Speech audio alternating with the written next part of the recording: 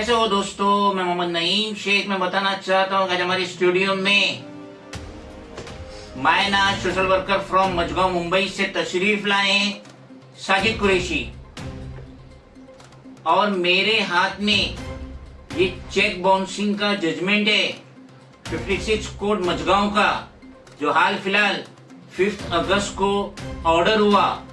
जैसा कि हम जानते हैं कि बेशतर जब भी सिटीजन की कोई चेक बाउंस होती है, जो पार्टी ने उन्हें दी बाउंस होती है, तो सिटीजन बड़ा नर्वस हो जाता है कि अब मुझे नोटिस मारना पड़ेगा थ्रू एडवोकेट, मुझे कोर्ट में जाना पड़ेगा अंडर नेगोशिएबल इंस्ट्रूमेंट एक्ट 138, और ना जाने कितनी सदियां गुजर जाएंगी। मिस्टर कुरैशी ने जब यासीर इस्माइल पावस्कर ने इन्हें चेक दिया जो बाउंस हुई, मगर इन्हें पूरा फेक था जुडिशरी पे, कोर्ट पे, कचहरी पे, जिसकी वजह से इन्होंने cheque bouncing case 56 court Mazgaon में दाखिल किए, और 5 अगस्त को इन्हें जीत मिली, कोर्ट की तरफ से राहत मिली। मजीद क्या जानकारी है हम मिस्टर कुरैशी से जानने की कोशिश करते हैं।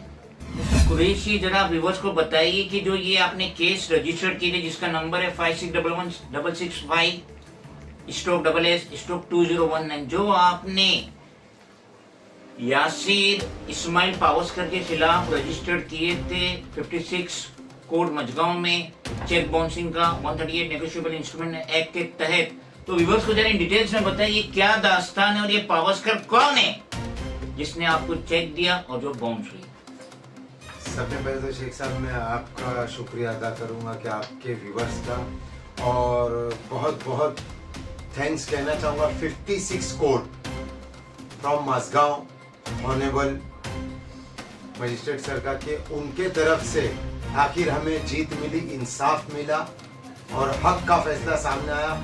अक्सर मुझे याद है कि joint commissioner of police Parveen Padwal sir, जब उनसे मेरी मुलाकात होती तो वो एक ही चीज़ कहते हैं कि सत्य परेशान हो सकता है, पराजित नहीं।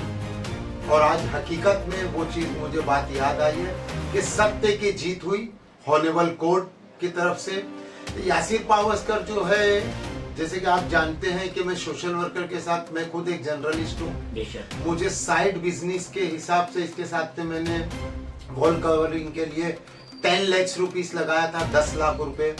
और ये हम लोगों ने वडाला में जो ऑफिस थी, इससे जो मेरी मुलाकात हुई, वो जो छोटा शकील का साड़ू है सलीम फ्रूट, जिसकी जेजे पे ऑफिस थी, वहां पे ये मुझे उसके ऑफिस के केबिन के बाहर एक दिन बैठा हुआ मिला, और मैं गया था सलीम फ्रूट का इंटरव्यू लेने के लिए। तो वो अंदर बिजी था, तो मैं भी बाहर था, ये भी बाहर था, तो मैंने इससे डिस्कस हुई बाहर बैठ के। तो इसने बताया कि ये फ्रूट का पार्टनर है, जो कि फिलवक्त सलीम फ्रूट NIA की तरफ से अरेस्ट हुआ है और जेल की सलाखों के पीछे।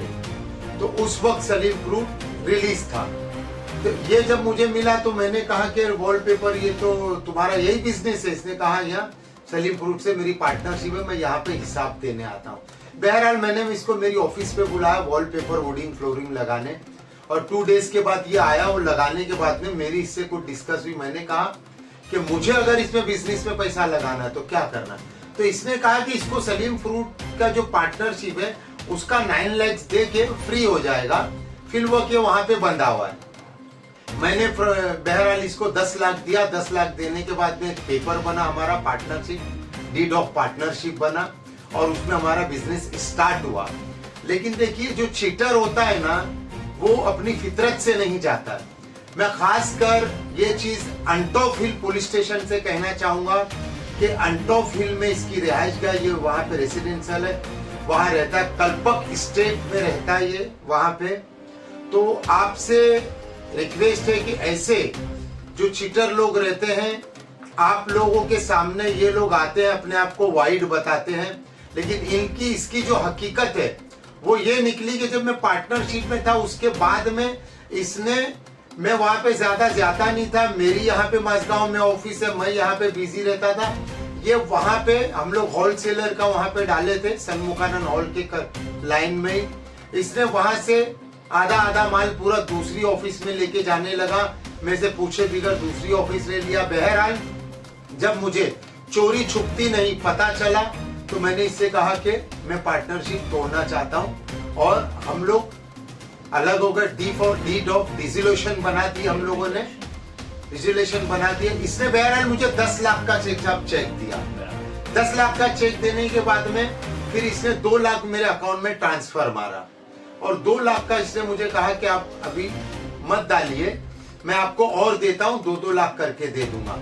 बहरहाल वो 2 लाख का चेक मैंने रह गया और फिर जब मैंने देखा कि डेट खत्म होने आ रही थी तो फट से ये हुआ कि अब अगर ये सब भी चेक अगर मेरे बाउंस करने के लिए मैं नहीं डालता हूं तो चेक रद्दी हो जाएंगे। तो मैंने ताबड़तोड़ कोर्ट प्रोसेस के हिसाब से वो चेक बाउंसी का 138 का हमने इसके ऊपर केस किए और उसके बाद में आज हमें उसकी जीत मिली, वो आपके सामने है।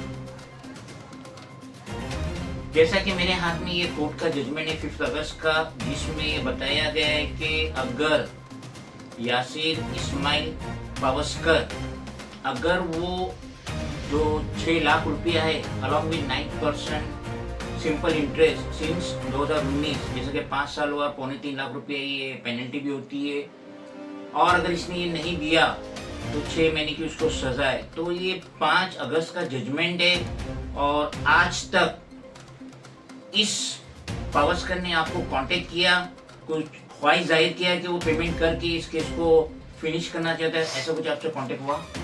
अभी तक तो शेख साहब कुछ नहीं हुआ, लेकिन न्यायालय के ऊपर हमें पूरा भरोसा है। जिस तरह से न्यायालय ने, ऑनरेबल कोर्ट ने ये जो ऑर्डर पास किए हैं और आगे भी अगर वो कोर्ट के अगेंस्ट जाता है तो उसके ऊपर कोर्ट ही कड़क से कड़क कार्रवाई करेगी।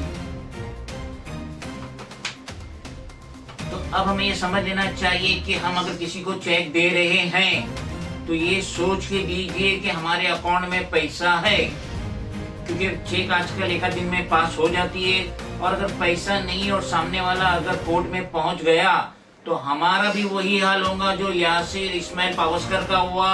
और किस तरीके से पेनल्टी लगती है, फाइन लगता है, सजा के भी उसमें जो आदेश आते हैं, तो सिटीजन को बहुत ही केयरफुल रहना चाहिए कि चेक इशू करने से पहले अपने अकाउंट में कम से कम बैलेंस रहना चाहिए।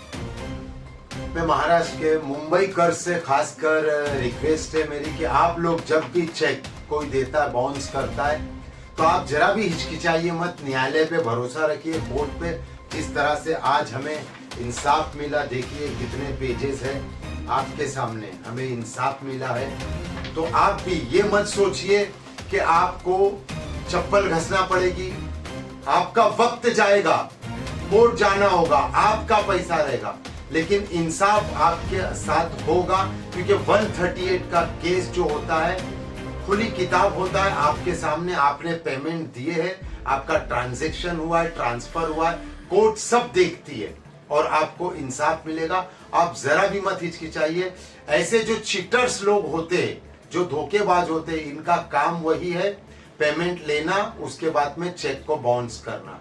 बहरहाल आपका अगर ऐसा कुछ मसला होता है तो आप पीछे मत हटिए, आप बेधड़क केस कीजिए और उन्हें सजा कोर्ट देगा। और जिस तरह से इंसाफ मिलता है, कोर्ट इंसाफ वाले को इंसाफ भी होता है। Thank you very much. जय हिंद।